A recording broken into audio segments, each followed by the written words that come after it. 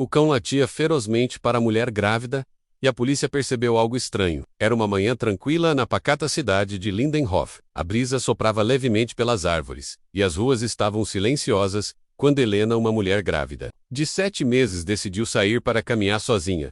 Ela sentia dores leves, mas pensava ser apenas mais um sintoma comum da gestação. Ela não imaginava que aquele seria o dia mais estranho e marcante de sua vida. Enquanto caminhava pela calçada, percebeu um cachorro parado no meio da rua, latindo furiosamente na direção dela. Era um animal grande, com aparência de vira-lata. Seus pelos eriçados e os olhos fixos nela, como se quisesse alertá-la de algo mais profundo do que uma simples ameaça. Helena congelou por um momento, colocando as mãos sobre a barriga e recuando lentamente. De repente, 3 policiais que patrulhavam a área ao longe perceberam o comportamento anormal do animal. O sargento Almeida, o cabo Ricardo e o soldado Vinícius correram em direção à mulher, suspeitando de que algo muito errado estivesse acontecendo. Não era comum um cão reagir com tanta intensidade sem uma razão. Clara Helena tentou manter a calma, mas o cachorro não parava de latir e uivar. Inquieto, como se algo estivesse prestes a explodir, os policiais chegaram ofegantes, ordenando que ela se afastasse. O sargento Almeida então olhou atentamente nos olhos do cachorro e percebeu que ele não estava com medo, mas sim tentando avisar alguma coisa à mulher. Explicou que morava a 2 quadras dali, que estava apenas caminhando, e que aquele cão não era dela. Mas de repente uma explosão abafada foi ouvida vinda do porão de uma das casas ao lado. O cão correu imediatamente em direção à casa, latindo com ainda mais fúria. Os policiais se entreolharam e seguiram o animal com as armas em punho. Helena recuou ainda mais assustada, sentindo contrações estranhas e inesperadas. A tensão crescia com o cheiro de fumaça vindo do porão da casa invadida pelo cão. A porta estava escancarada com marcas de arrombamento, e ruídos de gemidos vinham de dentro. Os policiais entraram gritando ordens e se depararam com uma cena aterradora. Dentro do porão estava uma mulher amarrada e visivelmente machucada, e ao lado dela, cilindros de gás conectados a um sistema rudimentar de explosivos. Era uma armadilha, e provavelmente teria sido ativada em breve. O cão havia impedido uma tragédia ao alertar para o perigo, e os policiais conseguiram desarmar o sistema antes que o pior acontecesse. Enquanto isso, Helena caiu de joelhos, sentindo contrações cada vez mais fortes. A polícia acionou o resgate, e ela foi levada às pressas para o hospital, onde deu à luz a uma menina saudável, batizada de Esperança em homenagem ao milagre que presenciara naquele dia. Mas a história não terminou ali. Ao investigar a casa onde encontraram a mulher presa, a polícia descobriu que o local fazia parte de uma rede clandestina de tráfico humano, liderada por um homem chamado César, um ex-militar expulso da corporação por crimes de tortura e desaparecimento de pessoas nos anos 90. O cão, apelidado de Guardião,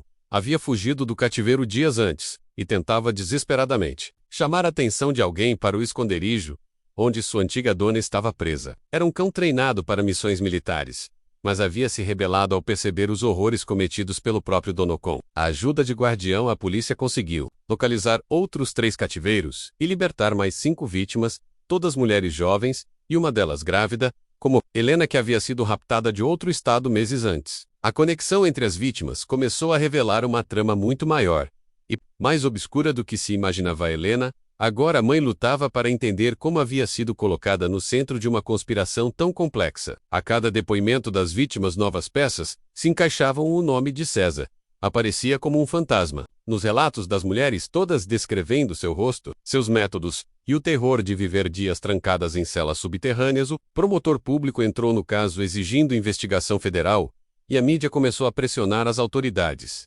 Helena virou um símbolo de resistência ao dar voz às outras mulheres que estavam caladas por medo e trauma. Sua coragem ao enfrentar tudo, mesmo em estado de gravidez, foi exaltada por programas de TV e campanhas de conscientização. César foi finalmente localizado em uma casa abandonada no interior, onde resistiu à prisão, trocando tiros com a polícia. Após horas de cerco, ele foi capturado ferido e levado sob custódia. Guardião, que havia guiado a polícia até lá, foi ferido de raspão, mas sobreviveu, sendo adotado oficialmente por Helena e sua filha Esperança meses.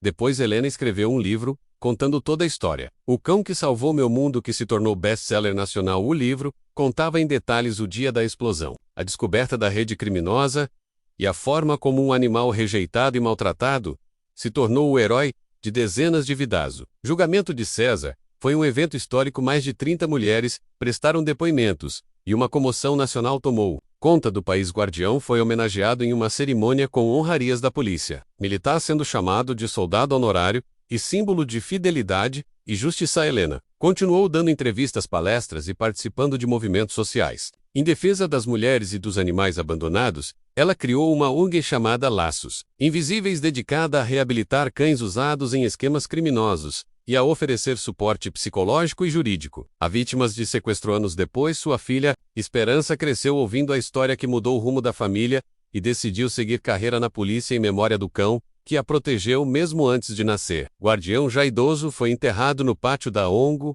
com uma placa que dizia herói não esquecido, e naquela rua onde tudo começou, uma estátua de bronze foi erguida, representando o momento em que uma mulher grávida encarava um cão latindo com ferocidade, mas que na verdade apenas queria dizer salve-as. Anos se passaram desde o dia em que Guardião salvou Helena e muitas outras mulheres de um destino trágico. A história do cão-herói espalhou pelo país e inspirou filmes, livros e documentários. Mas enquanto a superfície brilhava com homenagens e reconhecimento, algo mais sombrio fermentava nas sombras, onde o mal nunca foi verdadeiramente vencido. Esperança, agora com 22 anos, havia seguido a carreira policial como prometera a mãe Destucusei, por sua bravura, inteligência e sensibilidade, liderando uma nova geração de agentes com foco em direitos humanos e investigação. Profunda, sua ligação emocional com um caso que marcara seu nascimento era tão forte que muitas vezes a levava a investigar pistas por conta própria, determinada a erradicar completamente os resquícios da rede que seu avô, César, havia comandado. Helena, agora aos 50 anos, dirigia com sucesso a organização não governamental Laços Invisíveis, que cresceu e se expandiu por vários estados, tornando-se referência em acolhimento de vítimas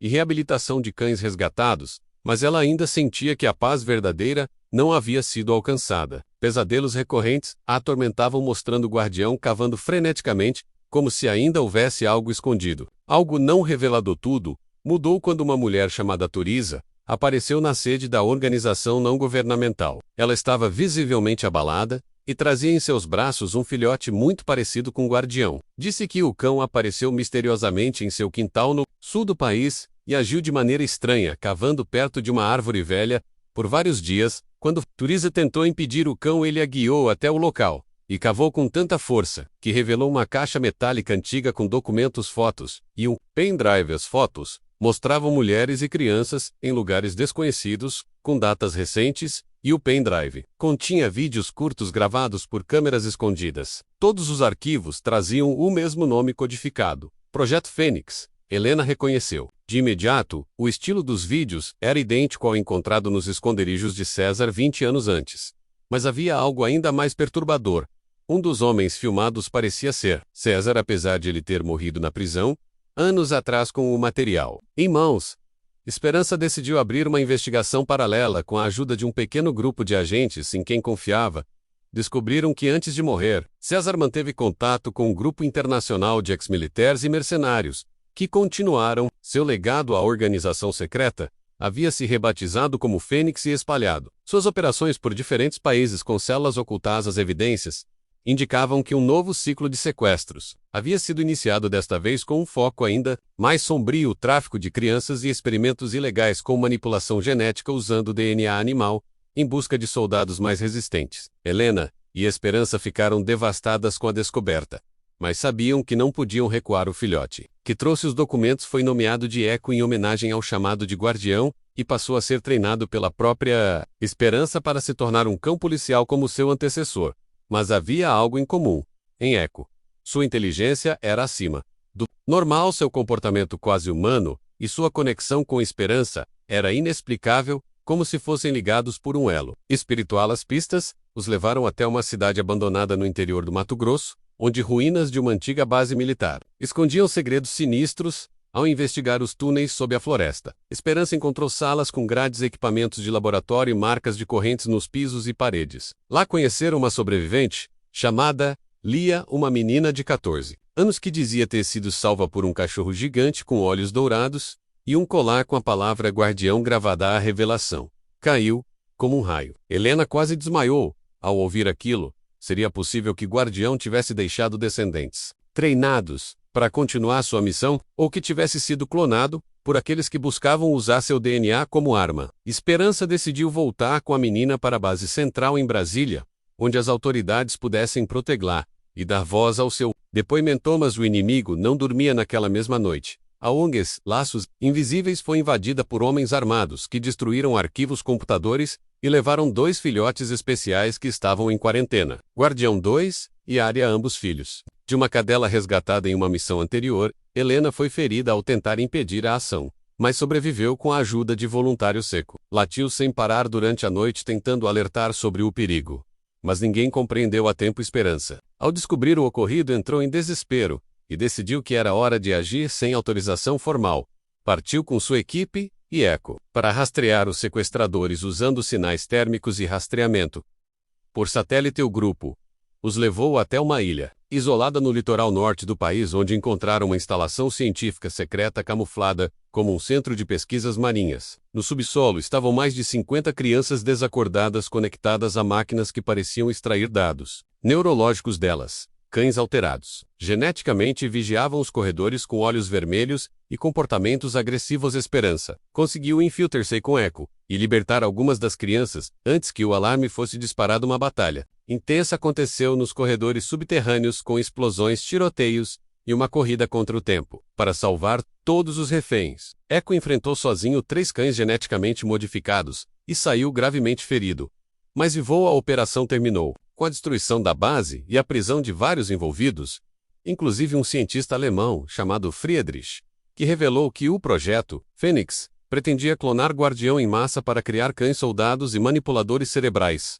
Friedrich admitiu que o DNA original havia sido roubado do túmulo de Guardião anos atrás e modificado em laboratório com a verdade revelada. O governo instaurou uma força-tarefa internacional para eliminar as últimas células da organização, enquanto Helena reconstruía a organização não governamental com apoio mundial. Esperança foi promovida a comandante de operações especiais e Echo recebeu uma medalha de honra e uma nova missão: ser o símbolo da resistência entre homens e animais. Lia, a menina resgatada, passou a viver com Helena e foi adotada legalmente, tornando-se irmã de Esperança. Juntas formaram um trio de mulheres determinadas a transformar dor em força, trauma em cura e medo em coragem. Assim, o legado de Guardião continuou mais vivo do que nunca, na memória, nas ações e no coração de todos que conheceram sua história. Pois mesmo depois da morte, ele ainda latia no silêncio das florestas, cavava a verdade sob os escombros e protegia aqueles que o mundo havia esquecido.